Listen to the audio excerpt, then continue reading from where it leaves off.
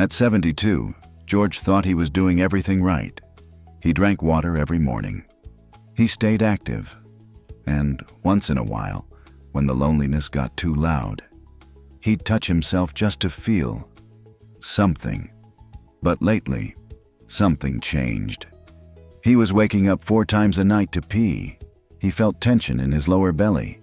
He didn't feel sick, just off. And deep down, he feared what every man his age fears. Is it my prostate? But here's what no one told George, and what most men over 60 still don't know. It's not just age that affects your prostate. It's the way you drink water and the way you touch yourself every single day. In this video, I'll share with you 5 surprising truths about your daily habits and how they're quietly influencing your prostate health. You'll learn why drinking water too quickly or too late may be stressing your prostate and bladder. How not drinking enough might be drying out your prostate tissue, causing silent inflammation. The real effect of frequent masturbation after 60, and why your body might be asking for a break. The hidden risks of not masturbating at all, and how fluid buildup can silently affect your prostate, and how the timing of both water and pleasure can disrupt your sleep, your hormones, and your peace. But there's one truth I've saved for the end. The truth that could help you reclaim confidence in your body, without medication, without fear, and without shame. So stay with me. And if you're a man over 60, or love someone who is, like this video, subscribe to the channel, because someone out there is suffering in silence. And this might be the message they didn't know they needed. I'm Dr. James. Let's begin. Secret 1. Drinking water the wrong way can quietly stress your prostate. Walter was 73 when he first came to see me. He looked healthy, walked every morning, ate well. But he had a problem he wouldn't say out loud at first. Finally, he leaned in and whispered, "Doc, I'm waking up 3, sometimes 4 times a night to pee. It's exhausting." Most men think this is just aging. And yes, the prostate naturally enlarges with age. But what Walter didn't realize, and what most men over 60 don't, is that how and when you drink water can directly affect how your prostate behaves. Here's the science. As you age, your bladder loses flexibility. Your prostate grows slightly larger, and your kidneys may slow down. When you drink a large volume of water too quickly, especially in the evening, your bladder fills faster than your system can manage. This increases pressure on your already sensitive prostate and signals your body to urgently eliminate, even if you just fell asleep. But here's where it gets worse.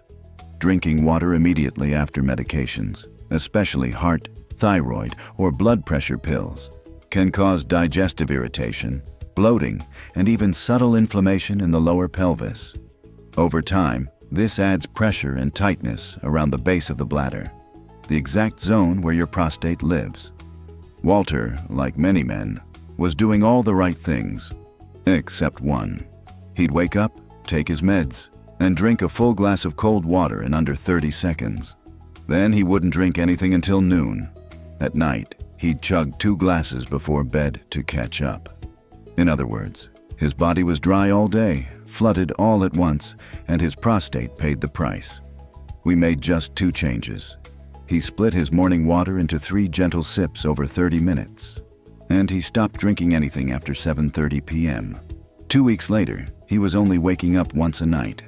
By week 4, he was sleeping through until 5:30 a.m. for the first time in years.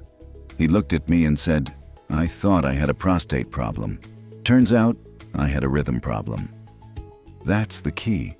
It's not just what you drink, it's when and how. Your prostate isn't misbehaving, it's reacting to your habits. So if you're waking up to urinate, feeling incomplete after peeing, or noticing discomfort down there, look first at your water. Don't punish your body with floods or starvation. Give it rhythm, give it grace, give it space to adapt. Because your prostate doesn't need more medicine, it needs less pressure. Secret 2. Not drinking enough water slowly dries out your prostate, and you won't feel it until it's too late. Most men fear cancer. Some fear surgery. But the truth is, for millions of older men, the real enemy is something far quieter: chronic, low-level inflammation in the prostate. And one of the most common causes? Not drinking enough water, consistently, gently, throughout the day. Let me tell you about Charles, 76, a retired teacher, calm and composed. He didn't like to talk about his body, but he finally said, "Doc, I don't have pain, but I always feel this dull heaviness, like something stuck down there. No burning, no urgency, just heaviness." We ran tests. It wasn't cancer, it wasn't infection, it was chronic prostatitis, the kind that builds up slowly when the prostate doesn't get enough circulation, hydration, or release. Here's what most people don't know. Your prostate isn't just a gland. It's a sponge, surrounded by blood vessels, nerves, and smooth muscle.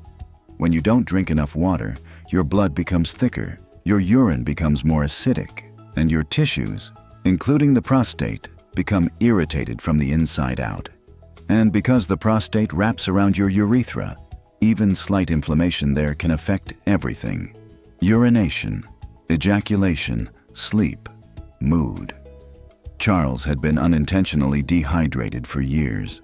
He drank coffee, wine, and maybe one glass of water, if he remembered, and his prostate responded with silent swelling. We didn't give him a pill. We gave him a schedule: 1 glass of lukewarm water before breakfast, 1 mid-morning, 1 mid-afternoon, and 1 before dinner, but none after 7 p.m. Just 4 glasses. Not much, but after 3 weeks, the pressure eased. His stream became stronger. That strange heaviness faded. And most importantly, he felt in control again. He told me, "I didn't know my prostate was just thirsty." I said, "It's not just your prostate. It's your whole body asking you to listen. So if you're only drinking water when you're thirsty, or skipping it entirely because you're afraid of peeing too much, you may be slowly creating the very discomfort you're trying to avoid." Hydration isn't about volume. It's about rhythm, not flooding, just flowing. Your prostate doesn't need a storm. It needs a gentle stream every single day. Secret 3. Masturbating too often doesn't make you stronger. It can make your prostate inflamed. Roger was 69, widowed for 5 years. Still sharp, still mobile. But lately he noticed something wasn't quite right. Not pain exactly, not dysfunction, just a kind of lingering tension in his lower pelvis, like a low-grade engine always running. He hesitated to tell me at first, but when he did, it came out quietly. I touch myself almost every day, sometimes twice. I don't feel bad about it, but now it feels like my body is tired. Let me be clear. Masturbation, by itself, is not harmful. In fact, done with presence and balance, it can support prostate health. But here's what most men don't realize. After 60, the tissues around the prostate, including the seminal vesicles and pelvic floor, become slower to recover. The nerves are more sensitive. The small blood vessels that nourish your prostate take longer to clear inflammation. When you ejaculate too frequently, especially without enough hydration or rest, your body can't fully flush the congestion from the area. The result? Low-grade inflammation, internal pressure, and that odd feeling of tension or pelvic heaviness. According to the Cleveland Clinic, high-frequency ejaculation, more than 5 to 7 times per week in older men, has been linked to transient swelling in the prostate, not dangerous, but uncomfortable. And when combined with sitting for long hours, poor hydration, or unprocessed stress, the prostate becomes irritated instead of relieved. Roger thought he was keeping himself healthy, but what he was actually doing was not letting his body rest. We didn't tell him to stop. We asked him to pause, to listen. He cut his frequency in half. He replaced automatic habits with slower, more intentional moments. And within a few weeks, the tension faded. He said something I'll never forget. "I thought I was doing it to feel alive, but once I slowed down, I realized I hadn't felt anything at all." That's the trap. In trying to prove we're still alive, we sometimes forget to notice whether we're actually connected. So if you're masturbating out of habit, boredom, or emotional numbness, take a breath. You're not broken, you're not wrong. But maybe your body is asking for less rhythm and more reverence, because your prostate doesn't just need release, it needs rest, recovery, and respect. Secret 4. Not masturbating at all can lead to congestion, tension, and a stuck prostate. Paul was 81, a quiet, thoughtful man, divorced in his 60s, alone for years. When we sat down together, he said something I'll never forget. I haven't touched myself in over a decade. I thought, maybe that part of me just didn't exist anymore. He came to me not because of pain, but because of pressure, a lingering, tight discomfort in his lower pelvis. Not sharp, just stuck. Like something wanted to move but couldn't. After ruling out serious conditions, I asked him gently, "When was the last time you ejaculated?" He looked away and said, "I don't even know." This is more common than you think. Many older men, whether due to grief, shame, religion, or just the silence of aging, stop engaging with their own bodies. Not because they don't want to, but because no one ever told them it was still okay. But here's what science shows. Your prostate isn't meant to stay idle. It produces seminal fluid every day, whether you use it or not. And when that fluid builds up and isn't released regularly, it can lead to congestion, a mild swelling and stagnation of fluids in the prostate and surrounding ducts. This is called prostatic congestion, and while it isn't dangerous at first, it can lead to that heavy, dragging feeling in the pelvis, incomplete urination, lower back tension, and over time, chronic inflammation. According to urology research, occasional ejaculation can help flush out built-up prostatic fluid, reduce inflammation, and improve blood flow, especially in men over 60. Paul didn't need a pill. He needed permission to feel again, to engage, to stop seeing his body as a museum and start treating it as a living home. He started slow, once a week. Quiet, intentional, no fantasy, no rush. After a month, he came back and said, "It's strange. I didn't think anything would change, but now I feel lighter. Not just down there, everywhere." That's what healing looks like at this age. Not dramatic, not flashy, just a slow return to feeling. So if you've stopped entirely, if that part of your life feels like it belongs to someone else, I want you to know, you haven't lost it. It's waiting for you to come back. Your prostate doesn't just need absence of harm, it needs the presence of life. Secret 5. Drinking water. Too late. Then masturbating before bed may quietly sabotage your sleep, your prostate, and your peace. Gerald was 70 and proud to still function like a man, as he put it. He drank plenty of water, ate clean, and still had desire, even though he lived alone. But he had one complaint. "I can't sleep through the night. I wake up twice, sometimes 3 times, and not always just to pee. Sometimes I feel wired, restless, like I've tired out my body, but not my mind." We looked at everything. Sleep routine, medications, exercise. But the pattern only made sense when we looked at timing. Every night, Gerald would drink 2 glasses of water around 9:30 p.m. Then, just before bed, he'd masturbate. He said it helped him relax. But instead of sleep, came interruption. Here's why this combination matters. First, drinking water late at night, especially in large amounts, fills the bladder when the body is trying to enter deep rest. This activates the kidneys, increases nighttime urine production, and puts pressure on the prostate. In an older man, even a mildly enlarged prostate can interpret this pressure as urgency, waking you up multiple times. Now add to that the act of ejaculation right before sleep.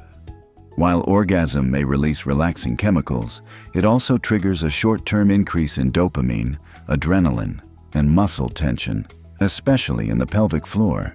For younger men, the body recovers quickly, but after 60, those chemicals may linger longer, and disrupt the descent into true sleep. The result? You fall asleep but don't stay asleep. You wake up to pee, even if your bladder isn't full. You feel unrested the next morning, even after 7 hours in bed. Gerald didn't need sleeping pills. He needed space between hydration, stimulation, and rest. We adjusted his routine. No water after 7:30 p.m., any self-pleasure to be done at least 1 hour before bed, gentle stretching or reading before sleep, no screens, no urgency. And within 2 weeks, he said, "It's like my nights belong to me again. I feel calmer, quieter, not just in my head, but in my body." That's what most men miss. It's not just about function, it's about rhythm, knowing when to give your body sensation and when to give it silence. So if you've been waking up tired, restless, or frustrated, look not just at what you do, but when you do it. Because your prostate, your bladder, and your brain are all connected. And sometimes healing starts by moving two things: your water and your timing. So now you know. It wasn't just about drinking water. It wasn't just about touching yourself. It was about how and when you do both. Because after 60, your body isn't just a machine. It's a story, a memory, a map of everything you've survived, carried, and loved. And that body, your body, is still talking to you. In every nighttime trip to the bathroom, in every quiet ache you thought was just age, in every moment you felt less like a man and more like a stranger in your own skin. But here's the truth. You are not broken. You are not late. And you are not alone. Your prostate doesn't need fear. It needs rhythm. It needs rest. It needs you to stop rushing, stop ignoring, and start listening. So tomorrow, don't just drink water. Drink it with awareness. Don't just touch your body. Touch it with respect. These small habits, done with care, will not just protect your prostate. They will help you come home to your own dignity. Because this part of life isn't about decline. It's about awakening. And you're still in it. If this video spoke to you, even just a little, I want you to do one thing. Leave a comment below and write, "I'm still listening." Like this video to let others know they're not alone, and subscribe. Because every man deserves to hear the truth about his own body, without shame, without fear, and without silence. I'm Dr. James. Thank you for being here. And remember, your body never stopped speaking to you. It was just waiting for you to listen.